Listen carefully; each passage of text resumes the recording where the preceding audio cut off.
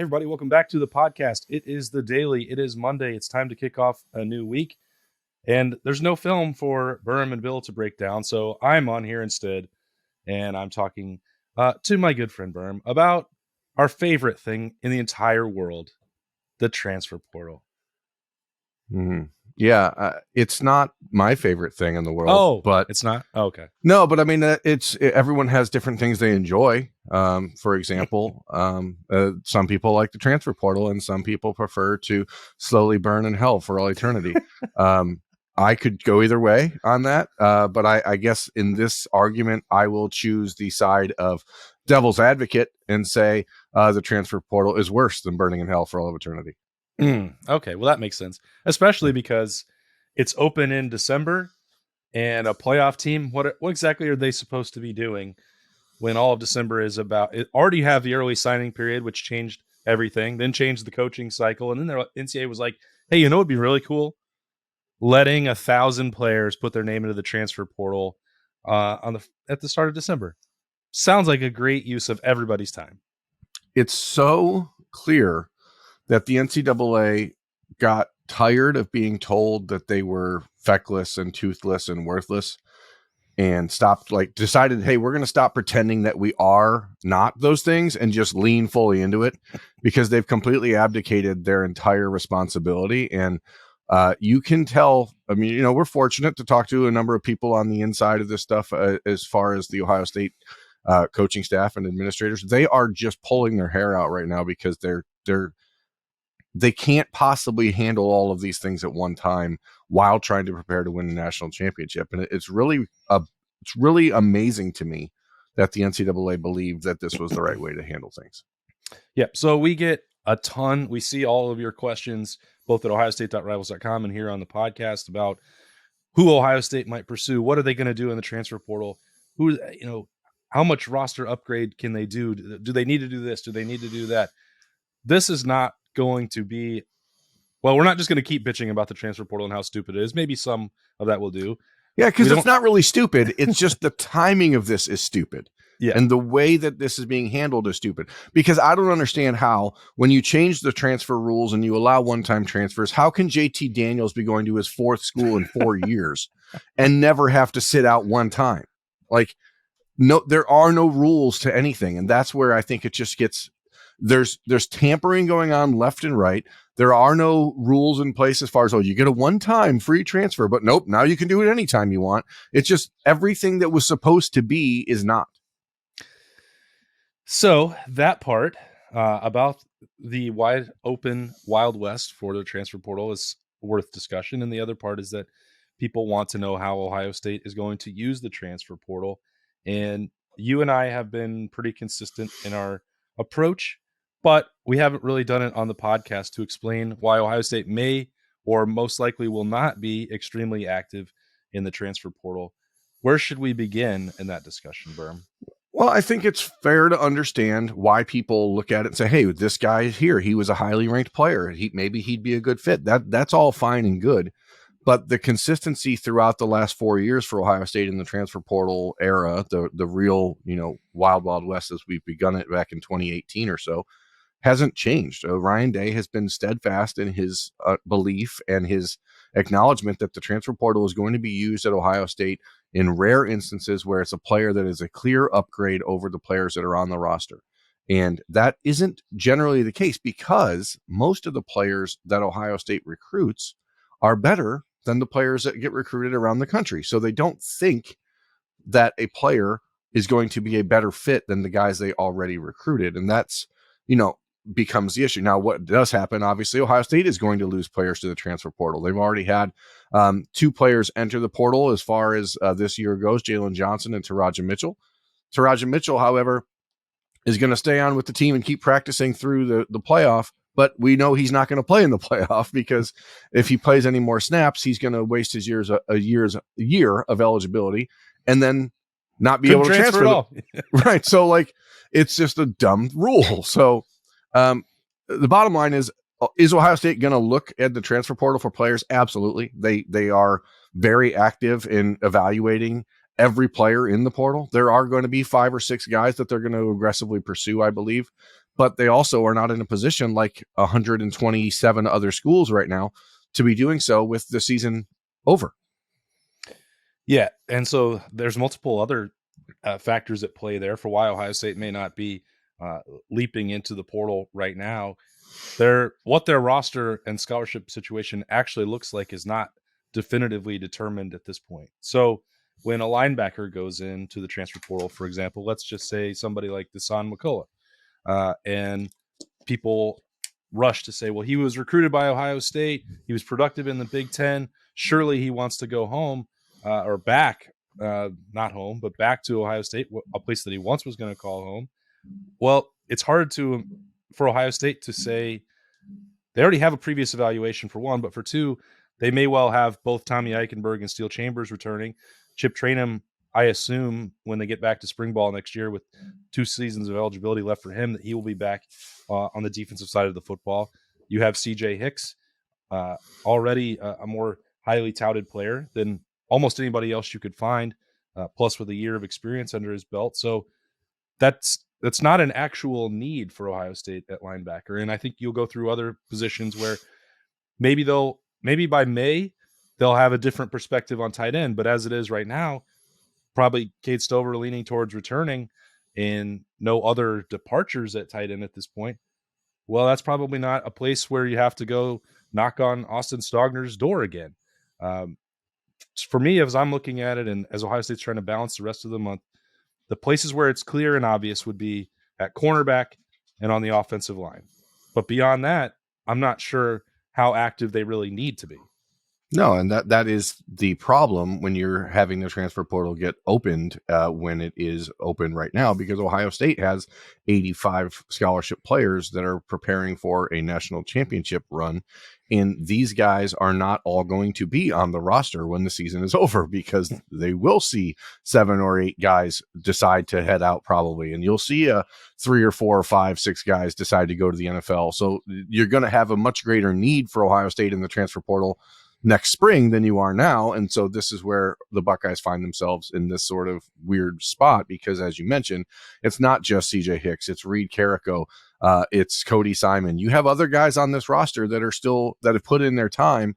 And I know that there's a segment of the Ohio State fan base that says, don't worry about the feelings of the guys that you're recruiting. But again, if your entire pitch as a program is developed here, what message are you sending to recruits and their families around the country when someone spent 3 years developing, and then you say, okay, screw you, we're going to get this guy who decommitted from us a year ago and decided to go to Indiana of all places, and we're going to bring him in because, hey, there's some people who say, well, don't be a scorned ex-lover type of situation, but this isn't a scorned ex-lover. This is Ohio State coaches believing if a player shows you who they are, believe them. And that's something in life that people need to kind of pay attention to. And we don't like to try to transpose football into real life situations, but like that is a part of life. If you have violated or broken someone's trust, you're going to get put in a position where when you come crawling back to them and say, hey, I'd like to have a second chance, you may not have it. Like that's real life. And so there are players, Miles Hinton out at Stanford, an offensive lineman who his brother Chris played at Michigan. He's in the transfer portal. That's a player I bet Ohio State tries to recruit because he fits the profile of what they're looking for. He's at a position where we know there's going to be need. Everything else other than corner and offensive line is just conjecture. And I don't even know that there's a need at cornerback. That's the other thing, because Ohio State at this point, we're recording this on Sunday at 12:30, has 3 cornerbacks committed in the class of 2023. There are going to be 5 scholarship players returning at the position. That's 8 corners. You probably don't need more. So unless something else happens inside of that current room, or you lose one of your current commitments, which is entirely possible, you can read about that at ohiostaterivals.com on Sunday. Kay and Lee potentially is a flip to Auburn. Then you have to adjust. And that's really what is making this time frame so frustrating for the Ohio State coaches, because they're having to deal with these attacks and these decisions from 15, 16 different angles all at once. And it's not as black and white as, oh, this guy's in the portal, you should take him. And you mentioned, and not everybody, I'm not arguing with a straw man. There are some people that feel like, and they ask us all the time, well, why isn't Ohio State more ruthless when it comes to going in and cutthroat in the portal? Well, it's not a sustainable approach. You alluded to it, where how do you continue to go tell future recruits um, and 4 and 5 stars that you should join the program and spend 2-3 years getting coached, playing for championships, competing for championships in the hopes of getting to the NFL at Ohio State, and then just, oops, we're going to snag one guy after the other through the portal. That's a disruptive force to the locker room. Excuse me. It's bad for chemistry. And I think this notion that other programs are being more successful by bombarding the portal is not accurate. It might click one year. Ask Mel Tucker how much he values that year over year approach and how sustainable that is for his program, or check on the culture of the Alabama locker room right now, or to take it even further to a different segment of being cutthroat, the NIL dollars that were thrown around at Texas A&M. How well did that work out for their record-breaking signing class a year ago? I'm not suggesting that Ohio State sits on its hands and do nothing, because it doesn't do that. You're talking about Justin Fields and Trey Sermon and Jonah Jackson. When they've had needs, they have gone out, they've aggressively filled them. They are not a roster that has 25 holes on it that must be filled by whoever just happens to put their name into a database. Yeah, and there is an important part of the Trey Sermon story, which again, we're trying to approach this from arguing against, the sky in a few of these situations where we've had to, I'm trying to approach each individual argument that fans have made on ohiostate.rivals.com, on Twitter, etc. When you're talking about the Scorindex Lover thing, Ohio State did recruit Trey Sermon very aggressively out of high school. He chose to go to Oklahoma, and then Ohio State had no problem bringing him back in a couple years later. Same with Antoine Jackson. There's a difference. Same with Chip Trainum. Right. There is a difference. And it's that none of those players had committed to Ohio State and decommitted or flipped to another school. That's what we're talking about when there's a situation like Dasan McCullough, for example, that it is a matter of degrees, but it is an important one in that player never looked Ryan Day in the eye and said, I'm coming to your school, I am a Buckeye, and then changed his mind 15 minutes later. So that's ultimately the difference. And so you can't look at the past recruiting efforts all in the same vein. Yeah. I don't know what else to say about it, Berm. It's like, no, it's madness. And I get it. Like, again, I grew up an Ohio State fan. You see these guys, you see a guy like Tony Grimes at North Carolina, former 5-star cornerback who had a great freshman season, struggled a bit this last year with injury, and now he's in the transfer portal, and people are going to say, hey, why don't go get him? The Buckeyes, I guarantee you folks, and this is the important thing, they are vetting every one of these guys. And we can go back to last January and all the talk about Elias Ricks, and that was sort of, I think, the one of these watershed moments when it comes to how Ohio State handles the transfer portal. They clearly had serious evaluations of Elias Ricks out of high school. He was the number 1 ranked corner in the country. They did it again last December when he entered the transfer portal, leaving LSU. They actually intended to have him come visit. And as soon as they did a little bit more digging and a little deeper dive, they said, you know what, maybe this isn't the right fit. And it wasn't because they were upset.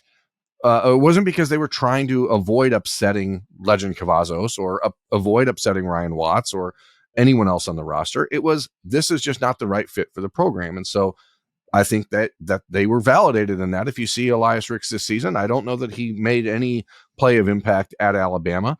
And Ohio State, it didn't help them because Legend Cavazos and Ryan Watts still left. So it's not like it was a decision made solely to protect the fragile egos of their current players. It's because when you're building something inside a locker room, you have to look at every potential ramification. And I get it. People out there will say, well, Alabama has 15 guys in the transfer portal. They're not going to hesitate.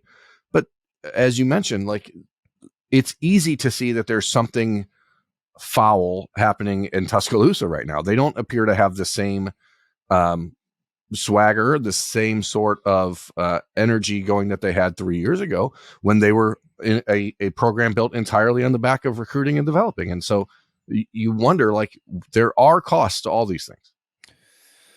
Do you think that we should send like a fruit basket or some flowers to whoever wrote that story last year that claimed that Ricks wasn't going to be recruited by Ohio State because it was going to hurt cornerbacks' feelings?